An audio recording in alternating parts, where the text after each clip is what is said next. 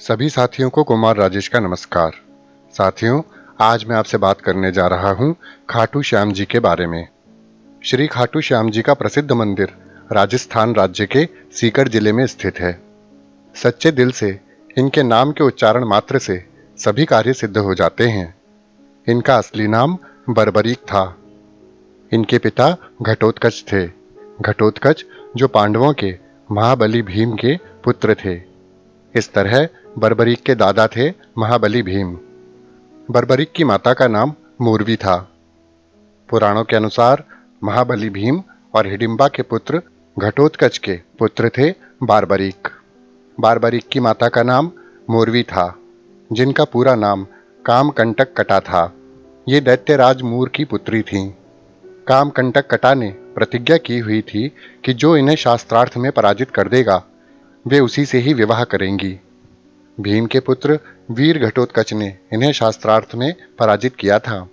कामकंटक कटा अर्थात मोरवी के पिता दैत्यराज मूर थे, जो कि प्राग ज्योतिषपुर, जिसे हम आज आसाम के नाम से जानते हैं, वहां के राजा थे।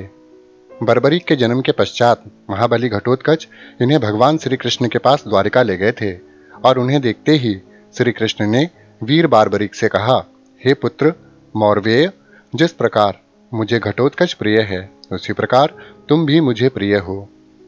तत्पश्चात वीर बर्बरीक ने श्री कृष्ण से पूछा, हे प्रभु, इस जीवन का सर्वोत्तम उपयोग क्या है? बालक के इस प्रश्न को सुनते ही श्री कृष्ण ने कहा, हे पुत्र, इस जीवन का सर्वोत्तम उपयोग परोपकार व निर्बल का साथी बनकर सदैव धर्म का साथ देने से है, जिसके लिए तुम्हें बल और शक्तियां अर्जित करनी पड़ेंगी। और इनकी प्राप्ति के लिए तुम महिसागर क्षेत्र के गुप्त क्षेत्र में नवदुर्गा की आराधना कर शक्तियां अर्जित करो। श्री कृष्ण भगवान के कहने पर बालक बर्बरीक ने भगवान की बात तुरंत मान ली। श्री कृष्ण ने उसके सरल हृदय को देखकर वीर बर्बरीक को सुहृदय नाम से अलंकृत किया। इसके बाद बर्बरीक ने महिसागर क्षेत्र में वर्षों तक नवदुर्गा की आराधना की। सच्ची निष्ठा एवं तप से प्रसन्न होकर भगवती जगदम्बा ने वीर बर्बरीक के सम्मुख प्रकट होकर 3 बाण और कई शक्तियां प्रदान की। यहाँ उन्हें चंडील नाम मिला। मां जगदम्बा ने वीर बर्बरीक को उसी क्षेत्र में अपने परम भक्त विजय नामक एक ब्राह्मण की सिद्धि को संपूर्ण करवाने का निर्देश दिया। इसके बाद माता अंतर्ध्यान हो गईं। बालक बर्बरीक ने पिंगल, रैपलेंद्र, दुहद्रुहा तथा 9 कोटि मांस भक्षी पलासी राक्षसों के जंगल रूपी समूह को अग्नि की भांति भस्म करके विजय ब्राह्मण का यज्ञ संपूर्ण करवाया। ब्राह्मण विजय का यज्ञ संपूर्ण करवाने पर देवी देवता वीर बर्बरीक से अति प्रसन्न हुए और प्रकट होकर अनेक शक्तियां प्रदान की। एक बार पृथ्वी और पाताल के बीच के रास्ते में नाग कन्याओं ने बर्बरीक से विवाह करने की इच्छा प्रकट की, लेकिन बर्बरीक ने उन कन्याओं का यह प्रस्ताव ठुकरा दिया और कहा कि वे आजीवन ब्रह्मचारी रहने वाले हैं। कालांतर में जब महाभारत युद्ध प्रारंभ होने वाला था, तब वीर बर्बरीक ने अपनी माता मोरवी के सम्मुख युद्ध में भाग लेने की इच्छा प्रकट की। तब माता ने इन्हें युद्ध में भाग लेने की आज्ञा दे दी, लेकिन उनसे वचन लिया कि वह युद्ध में हारने वाले पक्ष का साथ निभाएंगे।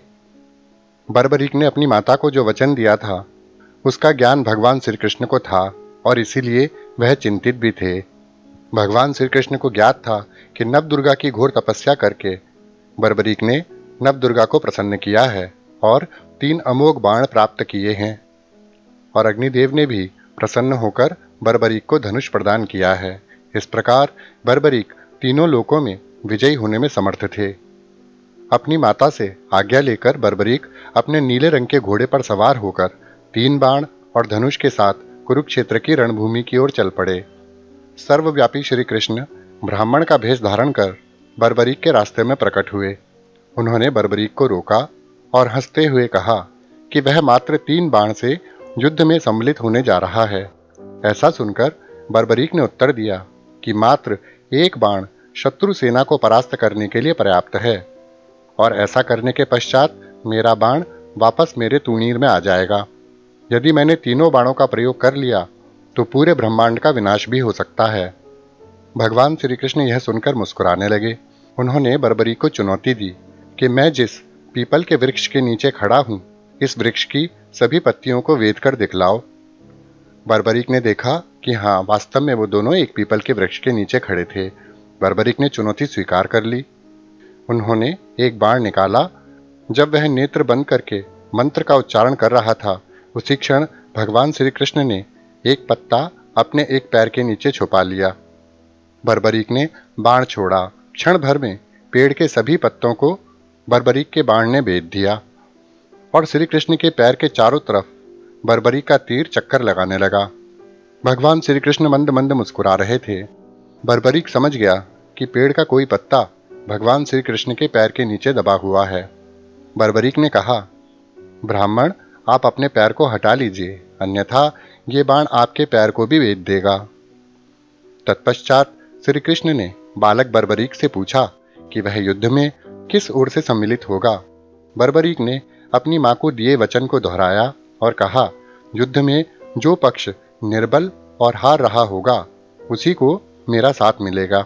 श्री कृष्ण जानते थे, युद्ध में हार तो कौरवों की निश्चित है, लेकिन अगर हारते हुए कौरवों की तरफ बर्बरीक सम्मिलित हो गया तो परिणाम गलत पक्ष में भी जा सकता है। ब्राह्मण रूपी श्री कृष्ण ने वीर बर्बरीक से कहा, मैं तुमसे प्रसन्न हूं। मैं ब्राह्मण होने के नाते तुमसे दान की अभिलाषा करता हूं। बर्बरीक ने उन्हें वचन दिया कि आप जो भी दान मांगेंगे वह आपको दिया जाएगा, लेकिन वह चीज मेरे वश में होनी चाहिए। ब्राह्मण ने कहा, हाँ, जिस चीज के लिए तुम समर्थ होगे वही मैं तुमसे मांगूंगा। और ब्राह्मण रूपी श्री कृष्ण ने बालक बर्बरीक से दान में उसका शीश मांगा। वीर बर्बरीक क्षण भर के लिए अचंभित हुए, परंतु अपने वचन से वे पीछे नहीं हट सकते थे। वीर बर्बरीक ने कहा कि कोई भी साधारण ब्राह्मण इस तरह का दान नहीं मांग सकता है, अतः आप अपने वास्तविक रूप से मुझे अवगत कराएं। ब्राह्मण रूपी श्री कृष्ण अपने वास्तविक रूप में आ गए। बर्बरीक ने कहा, मैं आपको दान में अपना शीश अवश्य दूंगा, लेकिन मेरी इच्छा है कि मैं युद्ध अंत तक देखना चाहता हूं। भगवान श्री कृष्ण ने उनकी यह प्रार्थना स्वीकार कर ली। श्री कृष्ण ने प्रसन्न होकर बर्बरीक को युद्ध में सर्वश्रेष्ठ वीर की उपाधि भी दी। भगवान श्री कृष्ण ने बर्बरीक को अपना विराट रूप दिखाया। बर्बरीक ने भगवान श्री कृष्ण को प्रणाम किया। इसके पश्चात भगवान श्री कृष्ण ने सुदर्शन चक्र से बर्बरीक का शिरोच्छेदन कर दिया। बर्बरीक का सिर काट लिया और उनके शीश को युद्ध भूमि के समीप ही एक पहाड़ी पर सुशोभित किया गया, जहां से बर्बरीक संपूर्ण युद्ध को पूरी तरह से देख सकते थे। अपने शीश को दान में देने के कारण बर्बरीक शीश के दानी के नाम से प्रसिद्ध हुए। महाभारत युद्ध की समाप्ति पर पांडवों में आपसी विवाद होने लगा कि युद्ध में विजय का श्रेय किसको जाना चाहिए। आपस में विवाद करते करते उन्होंने भगवान श्री कृष्ण से इस दुविधा से उन्हें निकालने के लिए कहा। भगवान श्री कृष्ण ने कहा, बर्बरीक के सिर ने संपूर्ण युद्ध को देखा है, इस तरह बर्बरीक का शीश संपूर्ण युद्ध का साक्षी है, अतएव उससे बेहतर निर्णायक भला कौन हो सकता है। सभी इस बात से सहमत हो गए और पहाड़ी की ओर चल पड़े। वहां पहुंचकर उन्होंने बर्बरीक के शीश से अपनी उलझन को सुलझाने के लिए कहा। बर्बरीक ने उत्तर दिया कि भगवान श्री कृष्ण ही युद्ध में विजय प्राप्त कराने में सबसे महान पात्र हैं। उनकी शिक्षा, उपस्थिति, युद्ध नीति ही निर्णायक थी।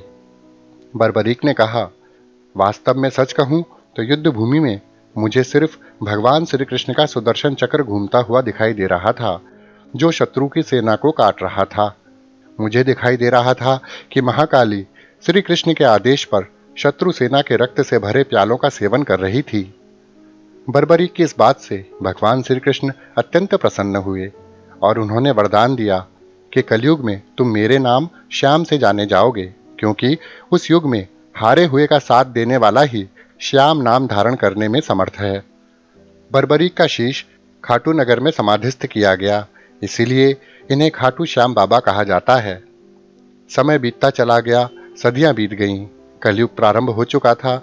एक गाय उस स्थान पर आकर रोज अपने थन से दुग्ध की धारा स्वतः ही बहा रही थी।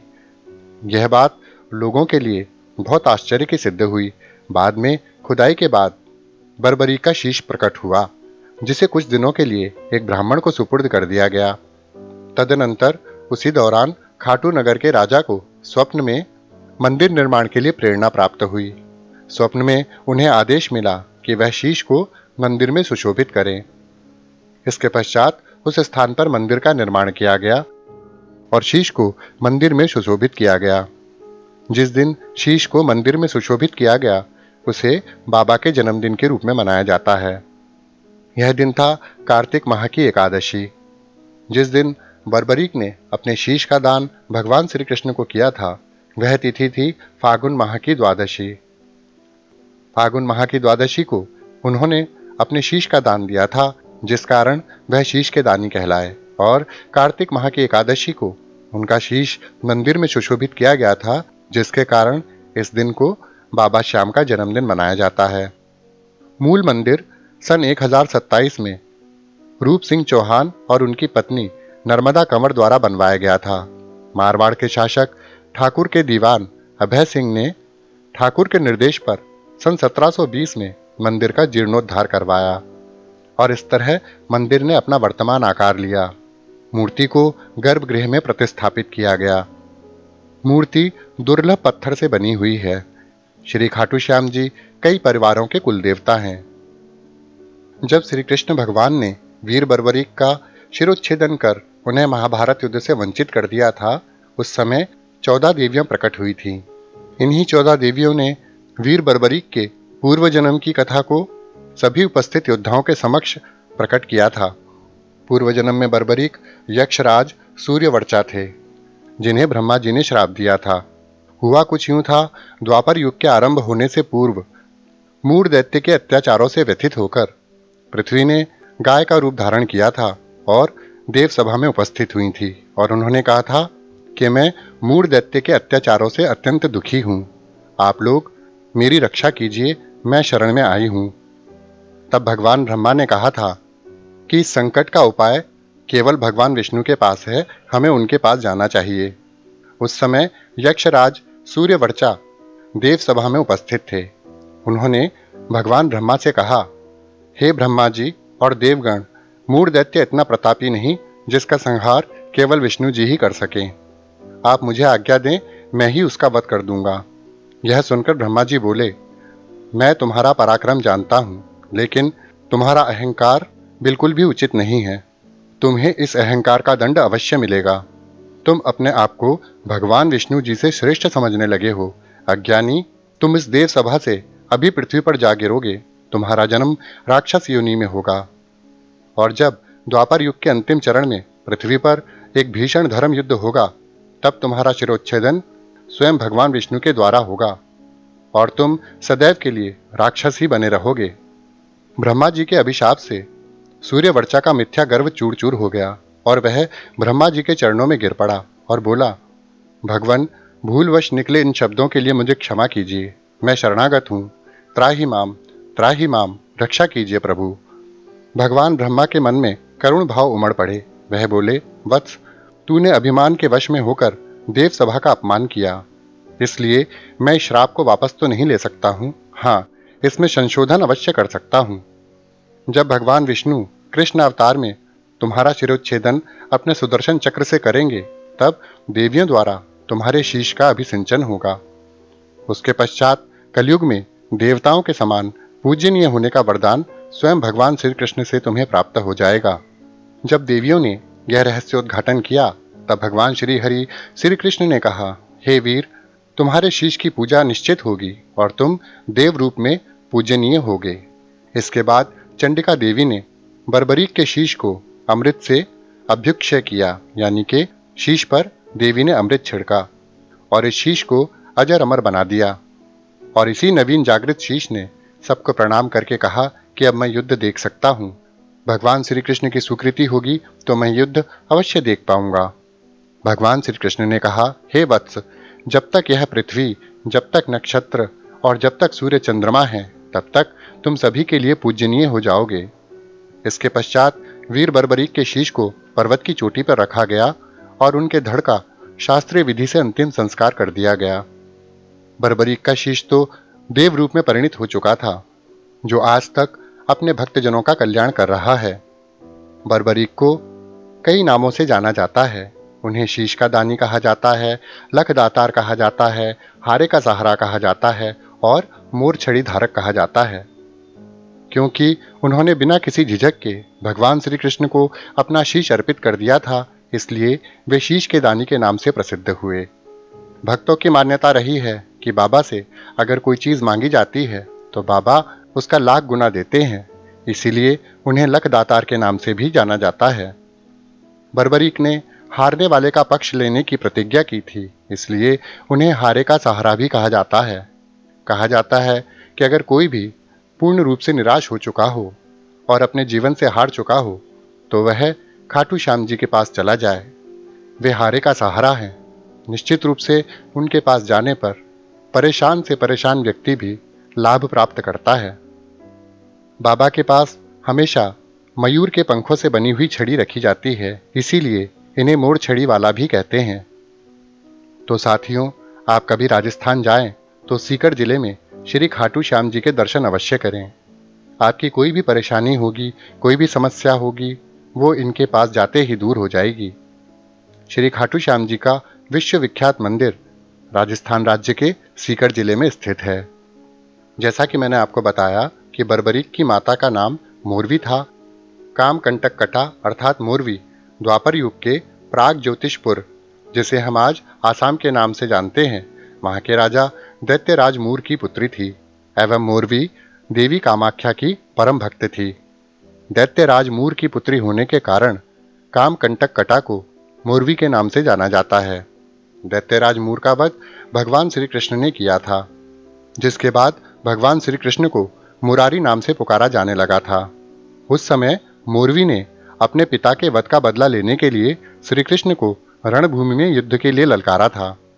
क्रोधित होकर श्री कृष्ण ने सुदर्शन चक्र धारण कर लिया था, लेकिन श्री कृष्ण ने जैसे ही सुदर्शन चक्र धारण किया, देवी कामाख्या प्रकट हो गईं और उन्होंने श्री कृष्ण से मोरवी का वध ना करने के लिए कहा और मोरवी से कहा कि हे मोरवी, ये साक्षात विष्णु भगवान हैं, तुम इनसे क्षमा याचना करो, इनका आशीर्वाद प्राप्त करो। तत्पश्चात मोरवी ने ऐसा ही किया। काम कंटक कटा अर्थात मोरवी देवी कामाख्या की परम भक्त थी। मोरवी ने ही अपने पुत्र बर्बरीक को सभी सद्गुण सिखाते हुए यही शिक्षा दी थी कि जीवन का प्रथम कर्तव्य हारे हुए जीव का सहारा बनना है। उनकी इसी शिक्षा से उनके पुत्र बर्बरीक को आज हम सभी खाटू नरेश, तीन बाणधारी, हारे का सहारा, बाबा श्याम हमारा के नाम से जानते हैं। तो साथियों, श्री खाटू श्याम जी के बारे में यह जानकारी आपको अवश्य अच्छी लगी होगी। इसी के साथ अपने मित्र कुमार राजेश को विदा दीजिए। सदा खुश रहिए, मुस्कुराते रहिए। नमस्कार।